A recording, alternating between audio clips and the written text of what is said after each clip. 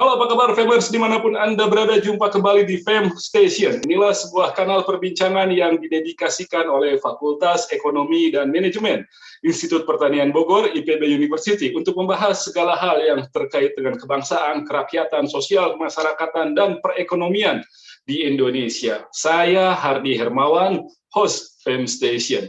Dan Famers dukung kami terus dengan memberikan subscribe, memberikan like, memberikan komentar, dan membagikan seluruh tayangan yang kami sajikan di Fam Station. Kali ini kita akan membahas tentang isu yang sudah lama berlangsung di Indonesia, bahkan mungkin sepanjang Indonesia merdeka, isu ini selalu menjadi perbincangan. Kita akan membahas tentang kekayaan sumber daya alam di Indonesia yang luar biasa, melimpah ruah dari Sabang sampai Merauke, hampir tidak ada satu jengkal pun titik tanah di Indonesia yang tidak mengandung kekayaan sumber daya alam. Konstitusi mengatur bumi, alam, dan segala hal yang terkandung di dalamnya dikuasai oleh negara dan digunakan sebesar-besarnya untuk kemakmuran rakyat.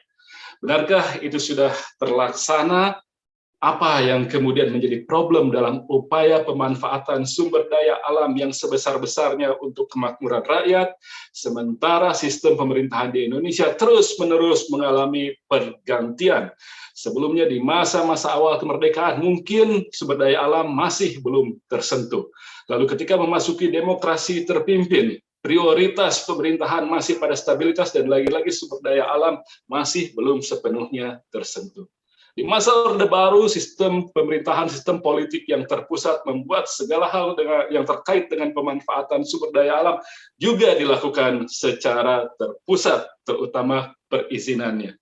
Lalu memasuki masa reformasi, ada otonomi, sebagian diserahkan kepada masyarakat, dan sekarang kita memasuki rezim cipta kerja, yang itu mungkin mengubah kembali seperti apa lanskap pemanfaatan sumber daya alam yang ternyata terkait dengan unsur politik. Kita akan membahas tentang politik sumber daya alam. Saya sudah bersama dengan Dr. Rina Mardiana, dosen dari Fakultas Ekologi Manusia IPB University. Apa kabar Bu Rina? Alhamdulillah baik Pak Hardi. Selamat terima kasih semuanya. Ya, terima kasih sudah bergabung di Fam Station.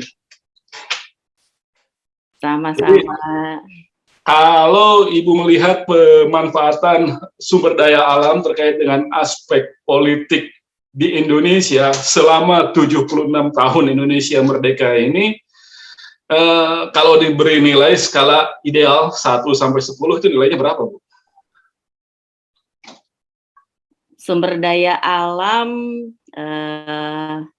diberi nilai dalam aspek tata kelolanya ya, karena kelimpahan sumber daya alam di Indonesia itu sudah jelas anugerah karunia Tuhan yang Maha Kuasa yang tidak bisa kita pungkiri, tidak mungkin dinegasikan. Di bawah daratan, di bawah lautan, di atas daratan, di atas permukaan bumi, semuanya mengandung unsur-unsur kekayaan alam. Namun permasalahannya, mengapa Indonesia, negara tropis, negara yang kaya akan sumber daya alam, tapi angka kemiskinannya masih cukup tinggi. Bahkan kantung-kantung kemiskinan terbesar justru berlokasi di wilayah-wilayah yang sumber daya alamnya melimpah ruah. Maka persoalannya adalah apa yang salah? Ada dua hal. Pertama, salah tata kelola, dan kedua, korupsi terkait sumber daya alam itu. Termasuk di dalamnya adalah perizinan. Jadi kalau diberi nilai, berapa ya ini nilainya? Yang jelas kalau menurut angka rapot pasti masih merah. Karena kekayaan di bawah 6. Ini kan harusnya didistribusikan sebagai sumber kemakmuran rakyat, adil, merata, yang inklusif. Nah, ini berarti menyertakan semua pihak, terutama elemen rakyat, bukan terakumulasi pada segelintir orang yang kemudian kita sebut sebagai kalangan oligark. Gitu. Kalau merah berapa ya nilainya? Nah, itu bisa bervariasi macam-macam. Ya di bawah 6 lah kalau masih merah. Betul, menurut saya gitu ya Pak Hardi. Dan itu karena tata kelola dan korupsi, terutama karena itu. Menurut saya begitu. Pertama, salah tata kelola, dan sebetulnya yang kedua, korupsi itu selain karena ada persoalan mental rezim yang korup, juga menjadi bagian dari salah tata kelola itu sendiri. Gitu. Salah tata kelola membuat korupsi semakin mudah dilakukan. Semakin merajalela, semakin menggeliat, dan kemudian seolah-olah disebut sebagai suatu budaya, budaya korupsi. Padahal bukan itu. Jadi dari awal berarti tata kelolanya dulu ya yang harusnya kita benahi, itu yang kemudian bisa membuat. Dan secara politik memang tidak berpihak juga, Pak Hardy, untuk perbaikan tata kelola ini. Sebetulnya kan mengapa terjadi reformasi, dan momentum reformasi itu melahirkan yang namanya TAP MPR 2001 tentang pembaruan agraria dan tata kelola sumber daya alam, begitu. Amanatnya kan di situ sebetulnya, pembaruan agraria dalam rangka mengidentifikasi kembali sumber-sumber agraria, menyelesaikan konflik-konflik agraria, dan yang pembaruan sumber daya alamnya itu berkaitan dengan identifikasi kembali potensi sumber daya alam dan bagaimana cara mendistribusikannya. Tetapi kenapa itu tidak dijawab secara politis? Yang ada kemudian melahirkan Omnibus Law Cipta Kerja, bukan Omnibus Law sumber daya alam. Jadi kalaupun ada Omnibus Law mestinya dispesifikan dulu lah. Emang Omnibus artinya kan aturan yang mencakup banyak urusan, tapi terlalu luas kalau misalnya sumber daya alam digabungkan dengan hal lain dan menjadi bagian ornamen yang mungkin tidak terlalu dominan di sana. Jadi baiknya disusun khusus Omnibus untuk sumber daya alam yang bisa menjamin tata kelola lebih efektif. Iya, karena selama ini memang warisan sejak pasca tragedi 65, kemudian Presiden Soeharto memegang tampuk kekuasaan, sejak itu juga sektorisme ya, atau sektorisasi sumber daya alam itu terpecah-pecah, kehutanan, pertambangan, kelautan, dan itu terus terjadi sampai pertambangannya ada minerba, ada migas, itu juga dibuat tegas juga pemilahannya. Betul sekali. Dan persoalannya yang paling mendasar, bagaimana kita bisa membuat tata kelola dengan baik kalau kita bisa mengadministrasikan seluruh wilayah NKRI ini ya dalam satu rejim administrasi. Bukan dalam dualisme. Kalau daratan ya kita bilang ada kawasan hutan dan non kawasan hutan gitu. Yang kawasan hutan itu ada di bawah rejim KLHK, sementara non kawasan hutan atau disebut dengan area penggunaan lain atau APL itu ada di Kementerian ATR BPN. Kemudian yang lautan masuk ke dalam Kementerian AKP begitu.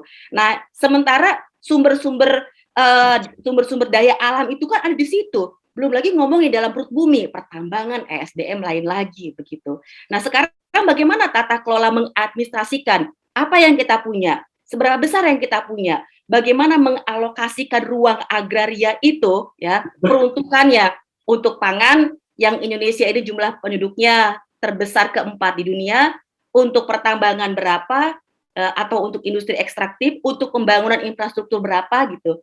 Tidak pernah tahu. Kenapa? Karena persoalan mendasarnya adalah dualisme administrasi tadi gitu. Yang itu pun tidak diadres di dalam. Dan yang tadinya kan direncanakan pembagian itu hanya untuk memudahkan administrasi. Pemilahan pembagian berdasarkan sektor itu hanya untuk memudahkan administrasi, tapi pada kenyataannya urusan administrasi ini yang membelit urusan substansi sehingga tidak pernah jadi optimal apa yang menjadi pemanfaatan itu. Iya, salah satunya itu. Tapi kan sebetulnya begini, ketika kita bicara NKRI, kita bicara teritori wilayah. Di dalam wilayah itu ada ruang, dalam ruang itu ada sumber daya alam.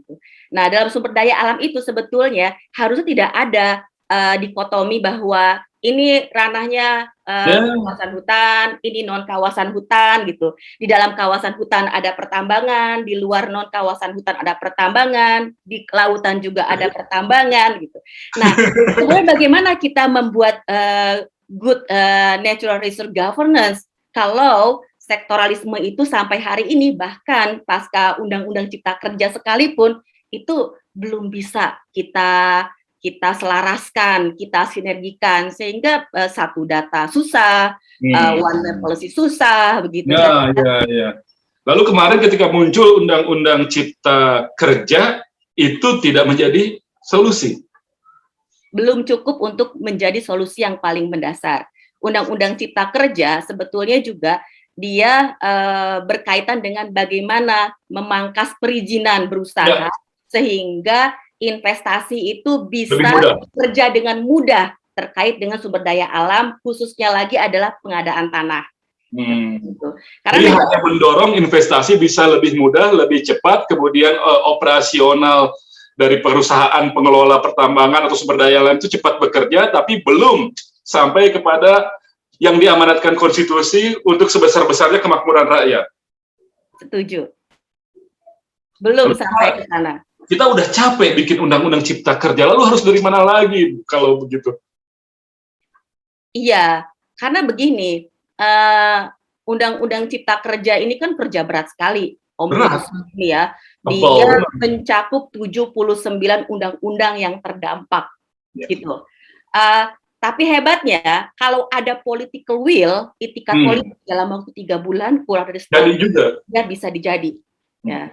Kenapa kalau berkaitan dengan masyarakat adat, misalnya sampai hari ini, setiap periode harus masuk legislasi terus-terusan, begitu gitu. Bahkan undang-undang yang berkaitan dengan perlindungan lahan pertanian berkelanjutan, itu kan harus lahan pangan pertanian berkelanjutan LP2B, itu kan harus masuk RDTR, rencana detail tata ruang. Setiap kabupaten untuk membuat RDTR itu sudah susah, tapi UU CK menegaskan dan meneguhkan kembali ya, kalau dia berkaitan dengan lokasi kepentingan umum atau proyek strategis nasional, maka dia bisa dialihfungsikan gitu. Nah, itu contoh ketidakberpihakan yang pertama begitu. Kemudian kebijakan itu produk politik. Produk politik itu dibuat oleh para aktor yang membangun relasi di belakangnya. Bisa dilihat siapa yang berkepentingan di situ. Gitu. Untuk apa? Untuk kemana arahnya? Reforma agraria yang sangat populis disebut begitu ya. Tapi seberapa besar nuansa reforma agraria berbanding dengan kepentingan pengadaan tanah untuk investasi gitu. Timpang juga. Iya, itu bisa kita ukur, bisa kita lihat itu karena reforma agraria ada dalam bagian di bank tanah itu gitu. Jadi kalau kita bicara politik sumber daya alam, melihat proses yang terjadi selama ini, terutama proses politiknya, memperlihatkan bahwa sebetulnya jika memang ada keinginan political will yang kuat, itu bisa cepat dijalankan. Terbukti dari Undang-Undang Cipta Kerja yang lebih dari sejengkal itu tebalnya, menyangkut 72 undang-undang sebelumnya yang harus direvisi, bisa selesai dalam hitungan bulan. Karena keinginan politiknya cukup kuat. Betul. Cuma ternyata dorongan untuk mewujudkan aktivitas politik yang ke arah kemakmuran masyarakat secara luas, ini yang belum terlihat selama 76 tahun Indonesia merdeka ini. Jadi artinya dalam waktu dekat hingga ke depannya tidak akan banyak perubahan. Tentu kita harus tetap berharap ya, karena sebenarnya di dalam Undang-Undang Cipta Kerja itu memfasilitasi adanya PPPP, peraturan pelaksana yang ada banyak sekali gitu. Di bawah PP ada lagi Permen. Presiden atau peraturan menteri. Betul. Oleh karenanya kemudian banyak pihak, kita kan kalau nasi sudah jadi bubur gitu ya, ya tetap harus bisa kita nikmati dengan menambahkan varian-varian rasa di atasnya gitu. Ya tinggal toppingnya aja lah itu. Iya, maka mengawal itu menjadi penting gitu. Bagaimana kebijakan yang sudah ada ini, berbagai regulasi turunannya gitu, itu bisa berdampak positif ya. Dalam artian begini Pak Hardi, tidak ada kebijakan yang sempurna gitu. Tapi aktor-aktor pelaku yang menjalankan kebijakan itu punya peluang untuk menyempurnakannya. Oleh karenanya, trust antara rakyat dengan pelaku pelaksana kebijakan ini harus tinggi. Persoalannya, kalau pelaku-pelaku penyelenggara implementator kebijakan ini tidak trustful ya dan bermental korup begitu, maka ya sudah amburadul, udah kebijakan yang brekele gitu ibaratnya gitu, pelaksananya juga tidak sungguh-sungguh gitu. Misalnya kita sedang mengalami bencana pandemi global, nasional begitu. Tapi kenapa dana bantuan tetap bisa dikorupsi? Misalnya gitu ya, itu kan sesuatu yang sangat keterlaluan sekali. Misalnya lagi kita sedang berusaha menegakkan hukum, tetapi ketika hukum itu berjalan kepada aktor kunci yang juga pejabat negara gitu, kenapa kemudian kortingannya bisa sangat tinggi sekali? Berbanding terbalik dengan kalau nenek-nenek nyuri semangka gitu ya, maka hukumannya bisa berbulan-bulan gitu. Nah, hal-hal seperti ini yang sangat berkaitan dengan kepercayaan publik gitu. Oke, jadi problem tidak hanya dalam regulasi yang dilahirkan, tapi juga bagaimana pelaksananya itu bisa dipercaya, dan ini masih menjadi masalah. Nah, sejauh ini kita mendapatkan problem yang semacam itu. Artinya, ya itu tadi, mungkin tidak akan ada perubahan dalam waktu dekat. Kita terus berharap pastinya ya gitu. Ya. Tapi kemudian paling tidak kan sekarang investasi lebih dipercepat. Upaya-upaya yang bisa mengoptimalkan nilai ekonomis dari sumber daya alam dipermudah. Nah, itu dalam satu sisi kan mungkin bisa memberikan implikasi terhadap perekonomian secara keseluruhan. Tanggapan Anda seperti apa? Iya, saya kira juga implementasi Undang-Undang Cipta Kerja hari ini mendapatkan momentum yang sangat relevan karena bersamaan dengan pandemi COVID yang berjalan gitu. Persoalannya secara signifikan ketika banyak rakyat yang ter-PHK kemudian pulang kampung, menggarap tanah dan menanam tanaman pangan apapun yang bisa dikonsumsi secara subsisten, paling tidak untuk rumah tangganya, bukankah itu menunjukkan ada gerakan ketika gitu rakyat itu diberi kesempatan untuk melakukan aktivitas pertanian, maka bisa gitu ya. Dan artinya bukan karena kita ini negara agraris loh gitu. Kenapa kita tidak berpihak kepada pertanian kita sendiri? Mengapa Undang-Undang Cipta Kerja justru membuka keran liberalisasi pangan impor itu secara terbuka? Kemarin cabai harganya mahal, sekarang cabai harganya tahu kan anjloknya kayak apa, bersamaan masuk dengan impor-impor. Kemudian di mana posisi negara di dalam melindungi rakyat, membesarkan hati rakyat untuk tetap bermotivasi tinggi dalam sektor pertaniannya. Petani masih mengalami masalah. Petani tidak hanya miskin karena aktivitas pertaniannya, tapi karena struktur yang tidak berpihak kepada petani. Ya. Artinya kita masih punya masalah yang cukup besar dalam hal soal sumber daya alam, dari urusan sebesar cabai sampai urusan sebesar pertambangan freeport, katakanlah. Betul, semuanya, Pak Hardi. Oke. Dari semuanya itu, adakah yang agak cukup lumayan gitu, dari semua sumber daya alam yang kita kelola selama ini, kan mereka diatur dengan rezim peraturan yang sedikit banyak undang-undang tersendiri. Adakah yang sudah cukup memadai dan bisa menjadi panduan gitu kalau kita melihat bagaimana pengelolaan sumber daya alam seharusnya? Ya, artinya begini, Undang-Undang Cipta Kerja tentu tidak semuanya negatif begitu ya. Ada hal-hal yang juga punya potensi positif. Misalnya saja sawit Indonesia itu sebagai penyumbang devisa negara terbesar begitu. Dan sawit-sawit itu kebanyakan ditanam di dalam kawasan hutan yang menurut para pihak itu merupakan bentuk ilegal, memicu deforestasi, degradasi lahan dan lain sebagainya. Itu juga yang membuat pasar sawit di internasional kita buruk begitu, dianggap sebagai sawit yang diperoleh dari tanah yang haram. Nah, kemudian melalui Undang-Undang Cipta Kerja dan peraturan pelaksananya itu memungkinkan untuk diselesaikan. Termasuk juga bagaimana masalah-masalah desa-desa dalam kawasan hutan. Itu kan desa-desa yang dianggap ilegal, padahal pembangunan, pertumbuhan ekonomi, sarana dan prasarana fisik dan sosial itu dibangun oleh warga negara gitu. Tapi dia diklaim sebagai kawasan hutan, padahal desa yang produktif, desa yang maju gitu. Nah, itu punya potensi untuk diselesaikan. Sudah ada potensi untuk menyelesaikan hal-hal semacam itu. Itu kabar baiknya dari Undang-Undang Cipta Kerja. Tapi kalau bicara yang lebih jauh, bagaimana amanat konstitusi menyatakan bahwa bumi, air, dan segala kandungan yang terkandung di dalamnya itu harus untuk sebesar-besarnya kemakmuran rakyat, kita masih punya banyak PR Betul. untuk itu. Hal-hal positif lain misalnya tata ruang gitu ya. Tata ruang tidak lagi dibagi menjadi daratan dan lautan, tapi dikelola jadi satu dan tersentralisasi, jadi resentralisasi. Kalau pada periode sebelumnya tata ruang itu menjadi suatu transaksi politik pada pemilihan pilkada gitu ya. Terutama di daerah, betul.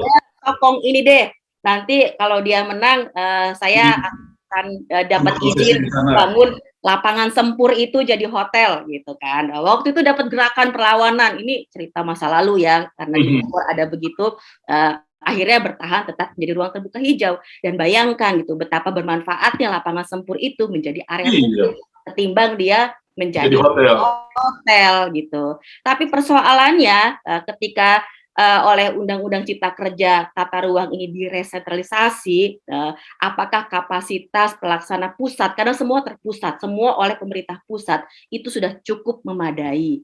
Nah, itu persoalan kapasitas lagi. Apakah sudah siap? Apakah sudah mencukupi? Jangan-jangan ini melahirkan bentuk korupsi. Iya, apalagi ukuran-ukurannya, indikator-indikatornya belum tersusun juga kan. Berbasis risiko semacam apa ya kita nggak tahu, siapa yang menilainya kita nggak tahu juga. Oke. Jadi artinya masih meraba-raba. Ya? Ya artinya kita masih meraba-raba juga akan seperti apa gitu aturan baru ini nanti berjalan dalam soal pengelolaan sumber daya alam ini. Iya. Jangan sampai kita memindahkan korupsi dari satu tangan ke tangan yang lain yang lebih tersentralisasi seperti itu. Jadi sebenarnya seolah-olah dia populisme, tapi sebenarnya jadi kalau secara teoritis jadi authoritarian populisme begitu kan. Karena isu-isu kemiskinan, isu-isu reforma agraria itu isu-isu yang seksi, terutama dalam rangka meraup suara demokrasi. Dia digunakan terus sebagai jargon, ya. Tapi berhenti sampai jargon. Praktek-prakteknya sangat lambat sekali, seperti siput yang berjalan begitu. Nah, dengan situasi yang seperti ini, artinya politik sumber daya alam kita masih politik yang sifatnya elitis. Iya, saya kira begitu.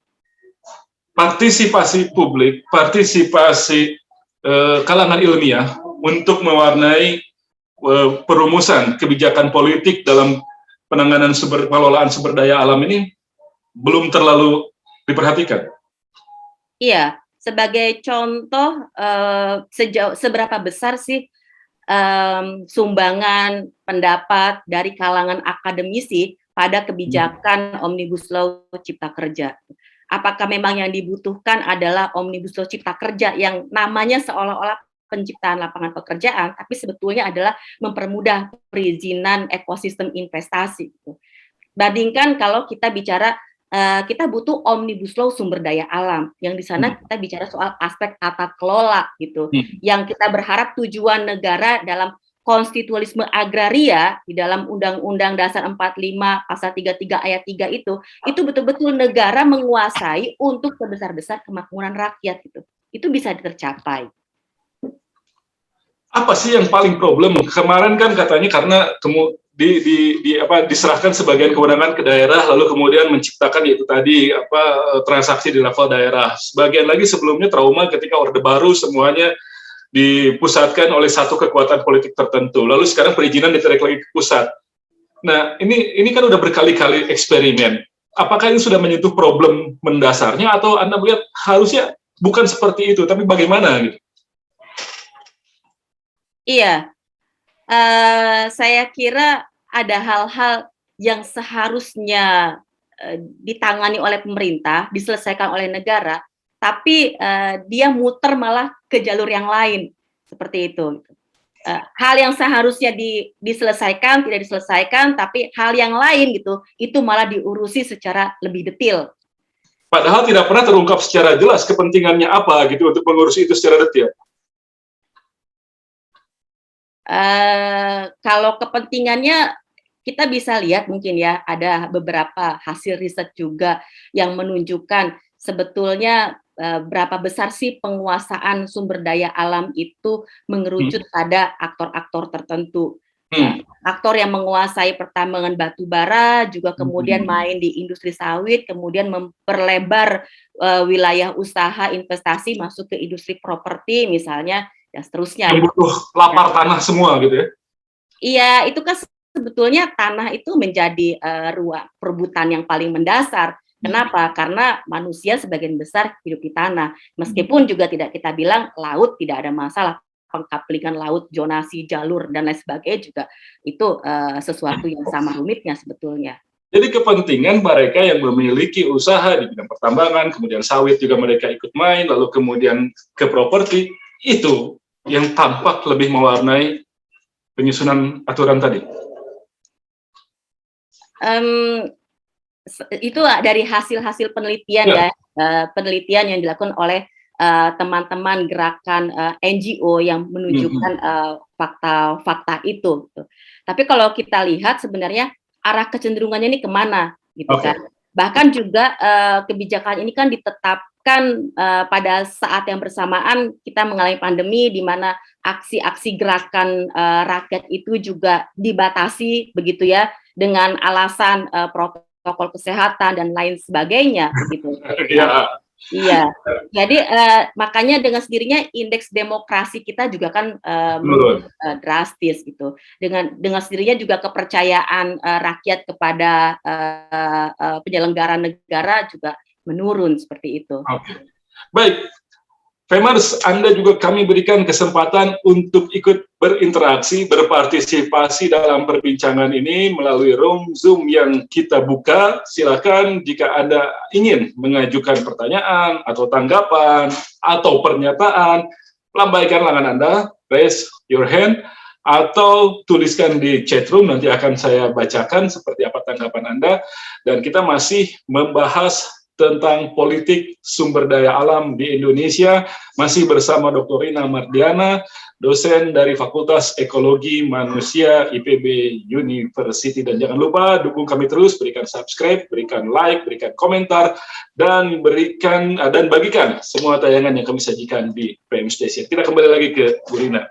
Kalau dilihat dari aspek penerimaan terhadap negara, Anda melihat apakah ini juga sudah cukup memadai, baik secara anggaran, baik secara untuk fiskal APBN, atau dampak multipliernya terhadap perekonomian? Nah, terkait hal itu sepertinya Pak Iman nanti bisa menjawab.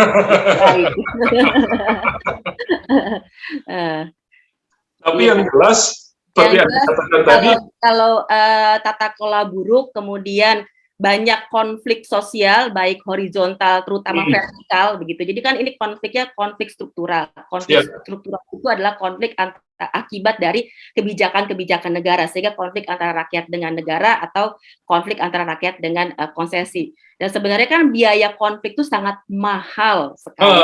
Jadi nilai uang seberapapun tidak akan ada nilainya ketika ada 1-2 nyawa yang harus melayang karena itu. Iya. Tahan Bu Rina, ini Pak Sudarsono sudah melambaikan tangannya. Tolong produser bukakan mikrofon dan kamera untuk Pak Sudarsono. Silakan Pak. Baik, terima kasih. Menarik sekali Bu Rina. Saya mau melihat yang saya tahu aja, yang dari tanah ya, dari soal pertanahan. Nah, apalagi yang berkaitan dengan pertanian. Ini begini, kita itu punya tanah sekitar 188 gitu Bu Rina ya, juta hektar. Se-Indonesia? Se-Indonesia, tanahnya aja. Tetapi 2/3 itu tidak tunduk kepada Undang-Undang Nomor 5 Tahun 60. Kira-kira gitu kan Bu Rina? Pokok agraria itu ya? Betul. Jadi tidak tunduk. Jadi wilayah Indonesia yang tunduk pada undang-undang pokok wilayah Indonesia itu ya sepertiga dari itulah, cuma 60 juta itulah sebetulnya. 70 juta atau kurang ya, 65 juta. Betul. Selebihnya itu di kehutanan yang nggak bisa dikutik-kutik. Nah, bayangkan sekarang sawah misalnya, sawah irigasi untuk pangan kita itu hanya sekitar 7 juta hektar. Sementara hutan produksi yang hasilnya belum tentu kita makan tiap hari itu, karena kayu itu kan tapi untuk rumah 20 tahun baru ganti. Itu dialokasikan 68 juta hektar. Doesn't make sense at all. Nah, jadi politik alokasinya saja sudah bermasalah. itu sangat bermasalah, sangat bermasalah. Jadi 2/3 menguasai tanah Indonesia, tetapi kontribusi terhadap PDB itu kurang dari 1%.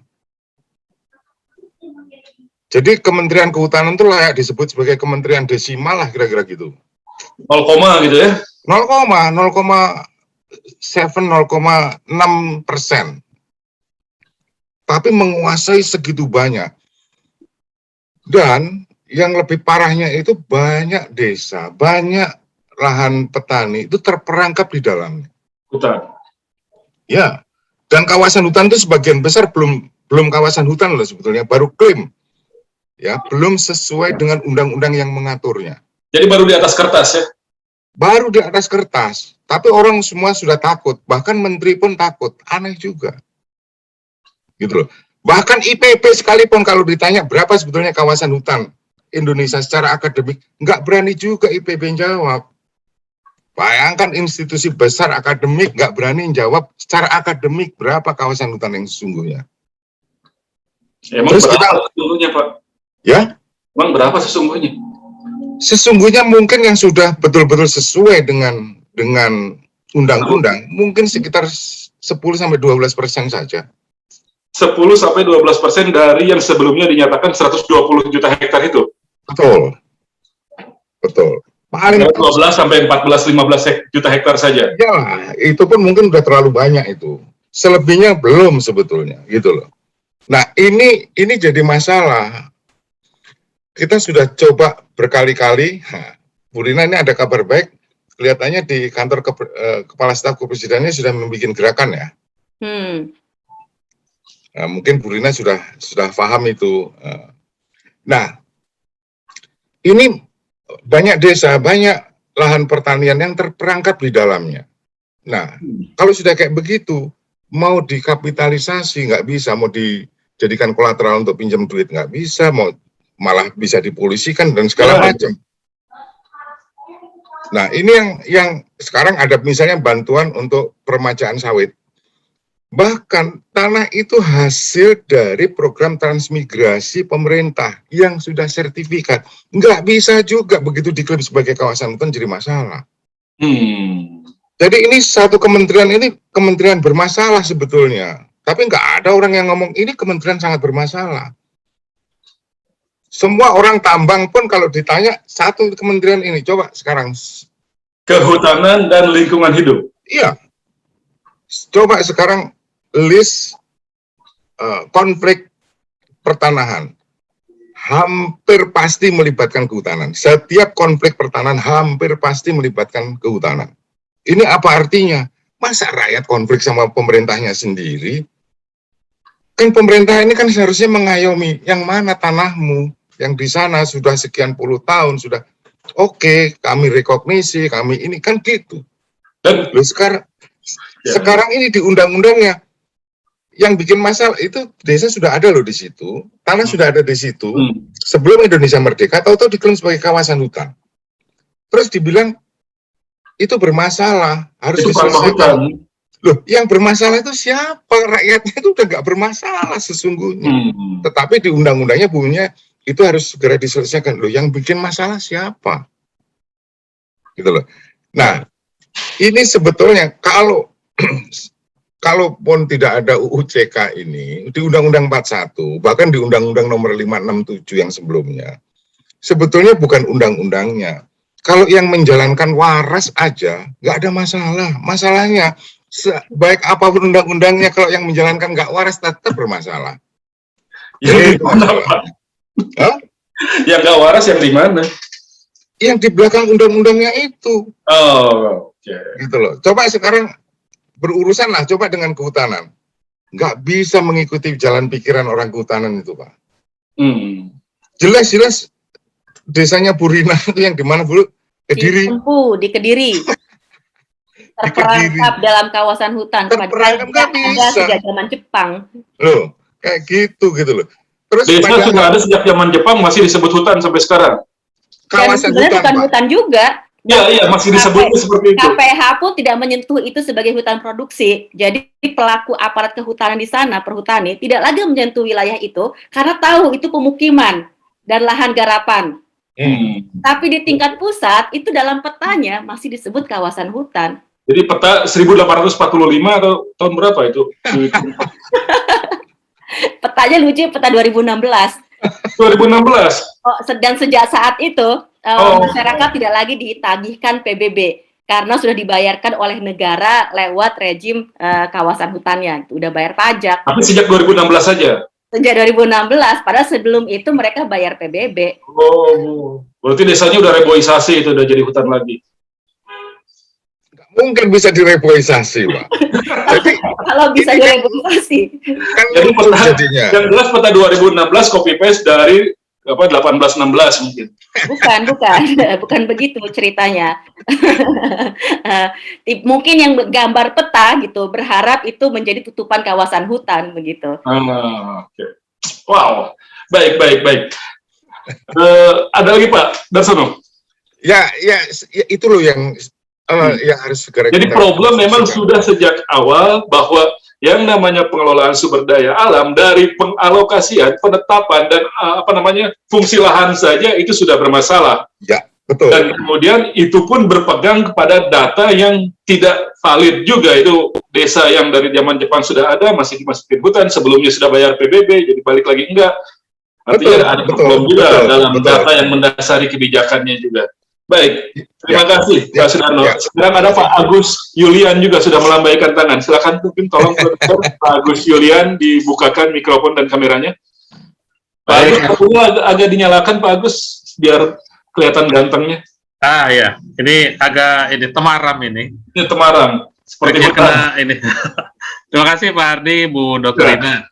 Izin ini ajalah diskusi. Jadi saya melihatnya mungkin dari insight yang lebih umum mungkin ya, Bu Rina. Tadi kan intinya man behind the gun gitu ya. Kalau lihat sejarah, kadang-kadang saya agak absurd juga nanti menganalogkan situasi di negara kita ini.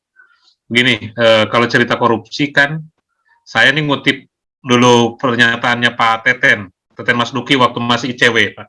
Tahun 98 berapa gitu ya, di salah satu seminar. Beliau bilang, korupsi itu ada 3 penyebabnya, kan teorinya banyak, tapi beliau bilang begini, pertama historis gitu ya, historis karena dulu di negara kita itu negara kerajaan, jadi upeti itu sangat lazim gitu ya, baik sebagai tanda setia atau untuk mempertahankan sebuah jabatan, jadi adipati, demang dan sebagainya gitu ya, dan sekarang wujudnya mungkin sudah bertransformasi dalam bentuk-bentuk modern gitu ya, jadi upetinya udah nggak fisik lagi, tapi dalam bentuk Bitcoin misalnya.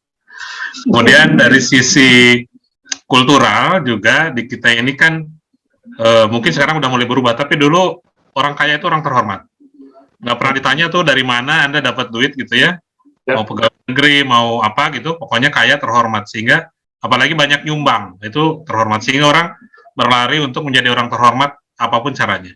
Kalau itu masih ya. Masih.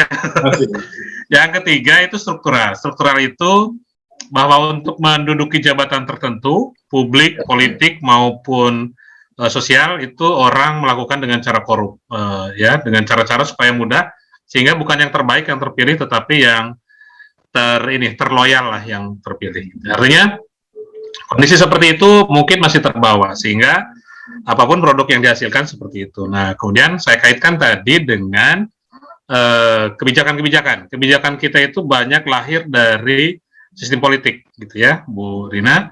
Nah, sehingga kalau seperti itu, kalau mau perubahan, jangan-jangan nih harus masuk ke sistem politiknya gitu. Selama kita masih bersuara di luar, tentu agak sulit. Kalau kita masih di luar, kalau dibilang suara terbanyak, suara rakyat, para wakil kita pun pasti bilang konstituen saya juga banyak. Itu kan rakyat juga gitu ya. Atas nama itu sehingga dia bisa menafikan suara yang di luar partisan. Nah ini Akhirnya kan ya muter-muter terus karena terbukti sekian puluh tahun tidak banyak perubahan juga ya Bu Rina ya, Pak Hardi. Artinya ada yang apa sih gitu, apa yang salah? Saya kadang-kadang berpikir agak absurd ini Bu Rina ya. Jangan-jangan karena kita dijajah Belanda kali ya dulu ya, sehingga warisan itu gitu ya. Artinya kenapa dulu kita kalau boleh sweet gitu ya milih ini kita jajah Inggris aja gitu ya. Karena terbukti yang jajahan Inggris ternyata nggak pernah saya lebih bagus ketimbang Belanda. Paling nggak TOEFL-nya lebih bagus. Iya, dari dulu kok nggak berubah-ubah gitu. Kok tetap aja kita terlilit dalam istilah kalau Pak Joyo bilangnya Mobius gitu. Kita mutar-mutar tapi nggak nyampe-nyampe ke tujuan gitu, habis bensin, habis waktu, tapi nggak nyampe. Nah, sehingga dengan situasi seperti itu, artinya produk apapun yang dihasilkan akan selalu kembali ke kepentingan politik dan ekonomi gitu ya.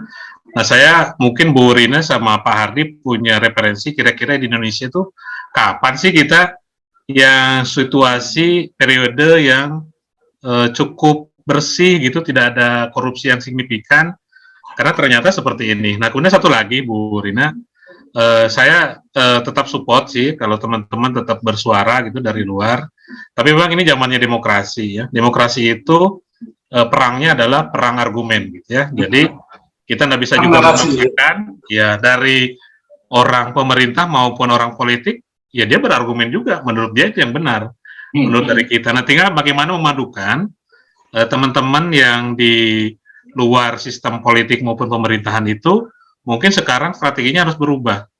Suara tetap harus kencang, tetapi mungkin harus masuk karena semua kebijakan itu harus melalui sistem politik.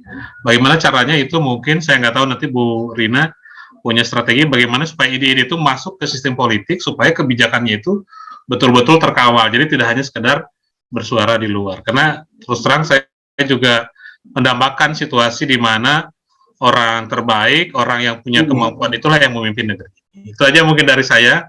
Saya nggak tahu ini pertanyaan atau pendapat saja. Terima kasih Pak Hardi. Pak Agus Yulian, Pak Sudarsono, terima kasih. Mungkin Bu Rina apa besok jadi calon gubernur aja atau gimana?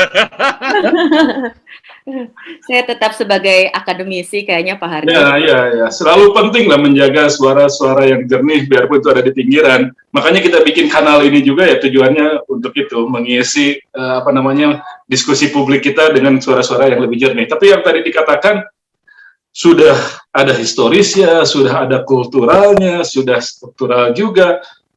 Ini apa udah jadi tanda-tanda sumber daya alam tuh jadi kutukan, Bu? Resources. Iya, gini, saya membantah untuk menjadikan narasi korupsi itu sebagai bagian dari budaya. Gitu. Budaya itu diproduksi dan direproduksi oleh manusia. Manusia-manusia yang tetap menjalankan sesuatu, manusia kalau kita masih tetap pakai bahasa Indonesia, sementara Malaysia karena jajahan Inggris, jadi sekarang banyak pakai bahasa Inggris. Akibatnya bahasa Melayu, bahasa Indonesia terus menjadi kaya karena menggunakan kata-kata serapan yang dinasionalkan, sementara Malaysia bahasa Inggrisnya makin pinter-pinter dan makin miskin dengan bahasa Melayunya, meluruh budayanya. Kaitan dengan korupsi gitu. Karena dia produk kalau dia dibiasakan gitu ya, dan kemudian sistem memfasilitasi gitu, maka dia menjadi pola perilaku. Pola perilaku itu yang membentuk budaya. Kalau budaya itu adalah bentukan dari proses produksi dan reproduksi manusia, maka budaya bisa dirubah dan bisa dihentikan. Ya, cara paling manjur untuk menghentikannya pakai sistem. Jadi kalau sistem yang ada sekarang, misalnya kita bilang dengan adanya OSS, dengan adanya perizinan satu pintu yang terpusat, maka digitalisasi bisa dipotong, begitu ya. Alih-alih bisa dipotong, tapi yang ada adalah state capture corruption akibat dari state institutionalization corruption. Artinya korupsi itu memang difasilitasi akibat kebijakan negaranya yang tersistem mendorong ke arah sana. Saya ambil contoh, gini, saya orang agraria. Saya tahu persis bahwa konflik-konflik agraria di Indonesia tidak selesai karena kita belum jelas setiap persilahan ini sudah teridentifikasi siapa penguasanya atau pemiliknya, bagaimana pengelolaannya, dan apa pemanfaatannya. Sehingga PTSL atau yang disebut dengan pendaftaran tanah sistematis lengkap berbasis desa dan sensus itu menjadi penting. Tetapi kemudian ketika PTSL itu menjadi salah satu target reforma agraria dari bentuk legalisasi aset, padahal reforma agraria aslinya adalah menata ketimpangan struktur agraria. Itulah reform. Yang lain, PTSL dan transmigrasi. Saya ambil case dari PTSL karena saya mau ngomongin soal korupsi dan soal sistem ini ya. Saya ambil case PTSL. Target bidang menjadi penting, gitu ya. Maka di lapangan di suatu desa, saya punya case-nya, sebutlah di Sumbawa, gitu ya, suatu desa namanya Senawang, gitu.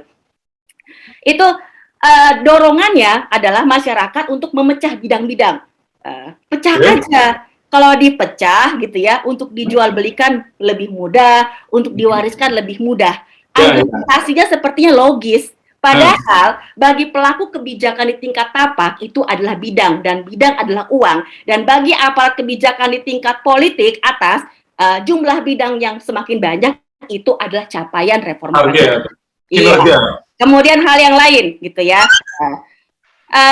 Masyarakat, ini suatu desa Senawang, gitu ya, desa yang terjebak dalam kawasan hutan yang 70% wilayahnya adalah kawasan hutan.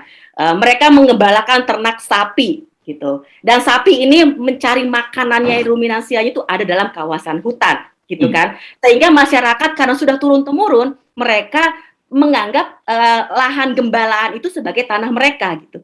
Begitu dilakukan PTSL, ditemukan petanya antara peta kawasan hutan dengan APR, mereka salah kaprah. Ada suatu wilayah yang sangat luas yang mereka pikir itu adalah hutan karena berbukit-bukit, begitu ya, dan memang fungsinya hutan. Nah, jadi kawasan hutan itu kan bukan hanya fungsi hutan, sawit, perumahan, pemukiman desa, itu kalau kawasan hutan, tapi ini benar-benar berfungsi sebagai hutan. Kalau enggak tuh longsor atau banjir, gitu. Ternyata itu APL. Terus bagaimana melihat ini?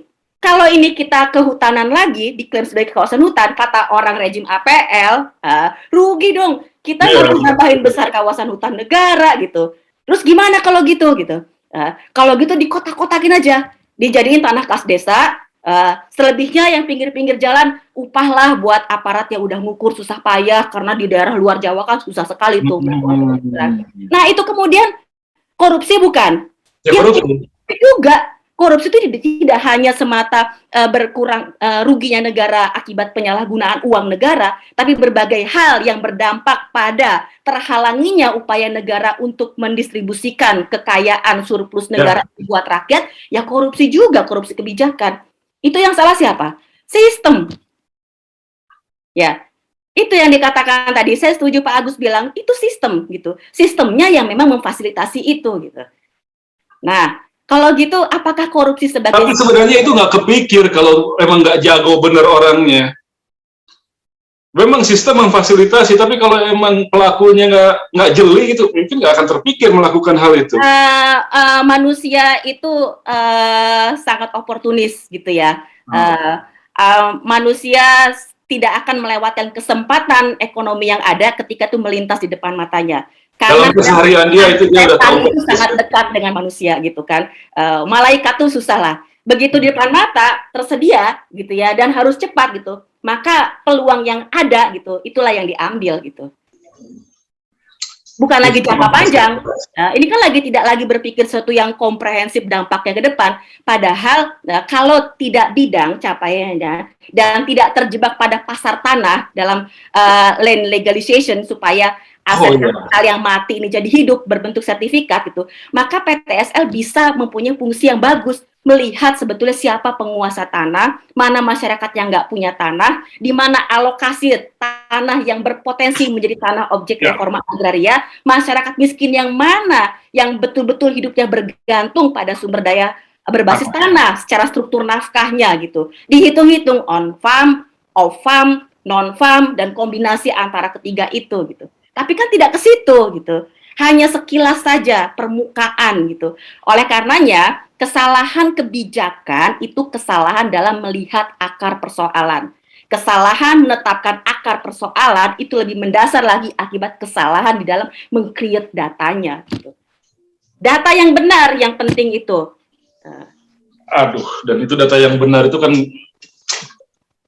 iya, gampang benar kita ngomonginnya. Iya, itu kan kemewahan yang sangat luar biasa di negara ini. Iya, Pak, ini izin saya ini aja seru juga nih. So, maksud saya gini, saya lumayan lama juga lah memperhatikan kasus-kasus korupsi. Tapi maksud saya kira-kira di masa kapan gitu ya kita punya posisi ideal, terus apa nanti akan mengulang lagi 98 reformasi, 65 revolusi, kapan gitu, artinya apa sih yang harus dilakukan, sistem politik kita sudah begitu gitu ya, kemudian saya sih melihatnya mungkin gitu, apa harus masuk kali aktivis ke sistem politik sama pemerintah, kalau dulu kan aktivis sudah banyak yang masuk, teman-teman saya ada di sana semua. Nah gitu, maksud saya karena kalau kita masih di luar, padahal kebijakan dihasilkan dari sistem politik. Mungkin ada saran gimana sih ide-ide tadi Bu Rina, data itu sesuatu yang mahal, bagaimana supaya data dibenerin gitu ya. Seperti jangan data kemiskinan aja. data ya. Ya, sekarang kan yang ada politicking data gitu. Karena data kemiskinan aja Bu Rina, itu kan banyak versi gitu ya, sehingga kemarin bansos dimanfaatin bansos gitu ya, karena nggak jelasnya data. Itu artinya saya juga mendambakan tuh situasi yang seperti yang Bu Rina sampaikan gitu, karena lagi-lagi main behind the gun lagi gitu. Atau yang tadi, mungkin sumber daya alam ini terlalu banyak buat kita terlalu dilenakan oleh sumber daya alam, terlalu nyaman hidup kita, sehingga kita menjadi, katakanlah, bangsa yang tidak terlalu tangguh, jadi agak lembek. Akhirnya ya pemanfaatannya pun seadanya, dan itu alih-alih menjadi berkah. Iya, kutukan sumber daya. Iya, tapi kan maksud kutukan. Jangan-jangan nanti kalau Pak Agus tadi nanya sampai kapan, mungkin sampai habis dulu kali sumber daya alam ini semua. Baru kita jadi benar. Menunggu titik balik peradaban begitu ya. Karena kan memang ada ya Bu Rina, kan di beberapa literatur terkait kutukan sumber daya kan ada, terutama di negara-negara berkembang yang sumber dayanya mewah malah jadi masalah gitu, negaranya malah terbelakang gitu ya. Ini Pak Agus, lebih kepada struktural sebetulnya, bukan karena masyarakat. Karena kalau buat masyarakat, orang Dayak itu udah tenang-tenang tuh hidupnya, gitu ya. Biasa karena sumber daya alam melimpah, memang masyarakat adat di pedalaman Papua, misalnya Kalimantan, itu memetik, meramu tumbuhan tanam sendiri, mau protein sudah tersedia gitu. Tapi persoalan yang disebut kutukan sumber daya alam di sini adalah justru karena faktor-faktor politik, ekonomi politik, struktural gitu, yang meminggirkan, memarginalkan masyarakat yang tadinya kelimpahan sumber daya alam, kemudian terkooptasi wilayah itu oleh aktor lain. Misalnya Freeport itu buat Indonesia atau buat Amerika sih? Berapa persen keuntungan buat Indonesia, berapa persen masyarakat sekitar itu sejahtera gitu, lebih gemes lagi kan, seperti itu. Tapi ya, Freeport juga kan sumber daya alam memang seperti itu juga gitu, karena iya, artinya Freeport yang udah sekian lama ganti berapa rejim gitu ya, kok nggak ada solusi juga untuk yang kondisi ideal yang disampaikan Bu Rina itu ya. Kita yang ngenes juga sih, cuman maksudnya apa ya gitu supaya terkoreksi lah gitu.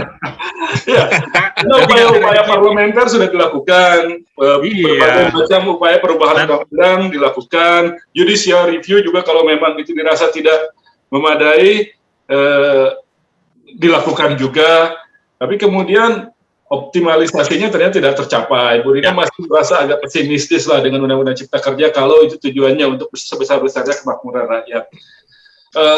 Jadi politik, bagaimana kita bisa berharap kepada sistem politik kita menghasilkan semacam kebijakan yang lebih berpihak kepada tujuan konstitusi kita.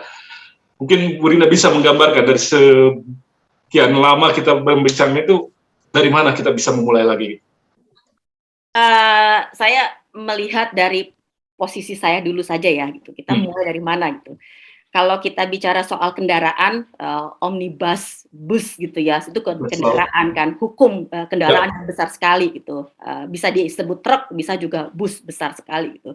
Dalam suatu kendaraan ada komponen-komponen yang penting, gas, kalau kita ngegas terus kita bisa nabrak juga kan, makanya selalu ada rem gitu, rem itu sebagai penyeimbang. Tapi gas dan rem tidak cukup membuat kita selamat sampai tujuan, maka kita perlu spion. Minimal untuk motor ada 2 spion kiri dan kanan. Kalau kita pakai mobil gitu ya, ada berapa. Makin besar mobilnya, spionnya makin banyak. Bahkan mobil gandeng gitu ya, ada tulisannya blind spot. Artinya kalau kita di titik itu, kesenggol mobil itu nggak tanggung jawab, karena dia udah bilang ada tulisannya, ini area blind spot gitu. Nah sebetulnya pemerintah maunya ngegas terus gitu kan ya, apalagi omnibus law ini gas terus, nggak ada remnya gitu. Terus di mana peran spion-spion itu bekerja? Kalau akademisi tidak dilibatkan, gerakan masyarakat sipil dianggap sebagai penghambat, kemudian dikenai undang-undang ITE, dikenai pasal-pasal pemberontakan lah, inilah, itulah, separatis lah. Padahal itu tuntutannya keadilan gitu. Kalau kita bisa melakukan tata kelola yang merata, berkeadilan dan berkelanjutan, maka pemberontakan di ujung timur dan ujung barat Indonesia itu harusnya nggak terjadi gitu. Aceh, Papua gitu. Ini ada masalah tata kelola gitu. Masalah tata kelola hal yang paling mendasar ya, itu bagaimana membongkar dualisme penguasaan tanah di Indonesia. Tanah dan air ya, tanah dan air itu satu kesatuan gitu. Itu dulu gitu. Sekarang kita mau tata kelola di mana gitu kan? Ini masih dulu gitu ya. Kamu ini urusanmu. ATR itu administrator aja gitu. Kalau penguasa tanah saya dong kawasan hutan gitu. Mau dia isinya pertambangan, mau isinya kebun monokultur sawit, mau isinya desa-desa, yang penting ini adalah kawasan hutan gitu. Nah, itu koreksi pertama. Ada yang tadi koreksi pertama itu, yang kedua? Yang pertama tadi karena apa namanya masih dualisme itu penguasaan. Lalu berikutnya? Iya, yang berikutnya gitu. Iya, kita lihat ini kebijakan begitu ya gitu. Kalau kebijakan itu bijak, pasti dia mesejahterakan masyarakat. Tapi kalau kebijakan itu tidak bijak, maka dia akan mendorong pada revolusi gitu. Kenapa ada revolusi? Karena ada ketimpangan yang besar. Rasio indeks gini misalnya berapa persen orang terkaya di Indonesia ternyata menguasai 80% aset-aset sumber daya alam di Indonesia gitu. Itu sesuatu hukum alam, keniscayaan gitu. Tidak akan bisa kita hindari dengan sendirinya. Gerakan underbone itu akan terus bekerja gitu ya, yang kita tidak bisa lihat. Seharusnya negara aware, waspada gitu. Insting keadilan rakyat tidak akan pernah padam, itu akan terus menyala terus, akan terus ada terus. Dan memang kalau selama itu tidak bisa diatasi faktor keadilan, urusan keadilan, maka ini bisa menjadi masalah di kemudian hari. Tapi kalau bicara soal sebuah sistem kenegaraan, apakah ada satu negara yang bisa kita jadikan role model, bisa kita jadikan contoh bagaimana dari yang tadinya semrawut kayak kita, lalu bisa melakukan upaya penataan tata kelola yang lebih baik, sehingga kemudian hasilnya jadi lebih optimal, sustain, dan kemudian juga bisa lebih menjamin kemakmuran rakyatnya. Iya, gini Pak Hardi, setiap negara itu punya sejarah sendiri-sendiri terkait dengan proses pembentukan negaranya. Gitu.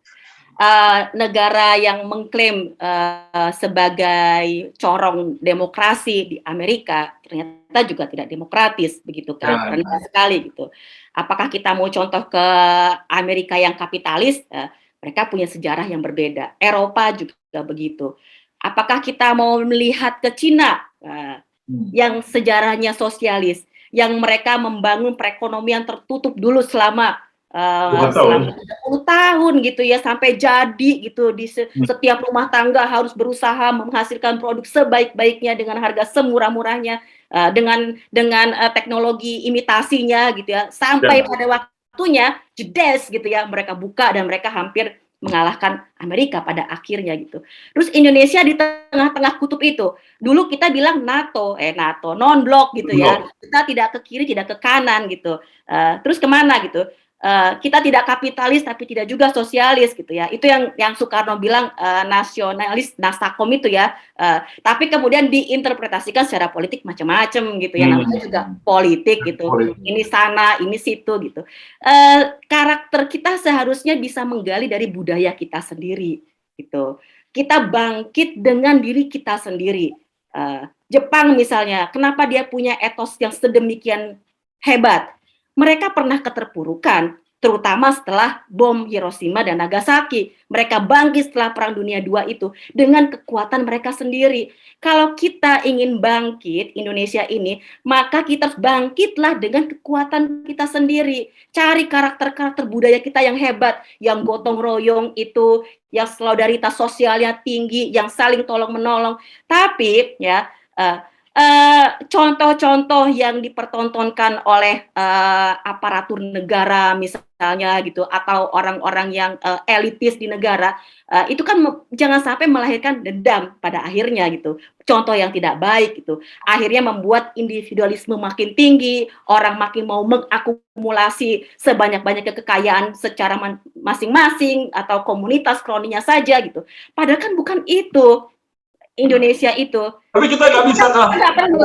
Maksud saya gini Pak Hardi, tidak perlu repot-repot mencari contoh yang mana yang baik-baik dari setiap tempat. Bolehlah kita petik, kita ambil, kita adopsi dan adaptasikan, tapi sesuai dengan jiwa kita sendiri gitu. Revolusi kalau misalnya sudah ada yang jadi kan lebih enak gitu mengadaptasinya. Kita harus lebih optimis lagi. Indonesia negara hebat, orang-orangnya juga hebat-hebat. Yang mengkerdilkan Indonesia adalah orang kita sendiri, bukan orang luar. Yang suka ngata-ngatain, lu cuman gitu doang, apaan sih? Itu orang kita sendiri. Yang menjatuhkan, yang merendahkan, yang mendiskreditkan gitu.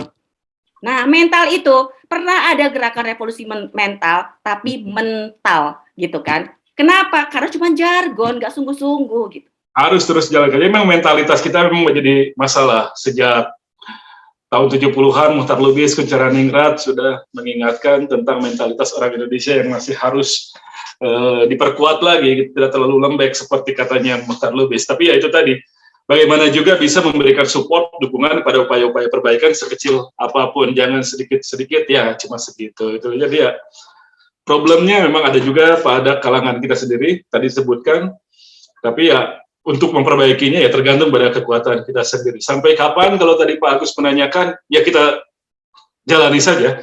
Kita tidak tahu betul akan sampai kapan ini kita bisa berjalan, tapi setidaknya ya dunia terus berjalan dan kita hidup di dunia ini, mau tidak mau kita harus bisa mengatasinya, mau tidak mau kita harus bisa menghadapinya.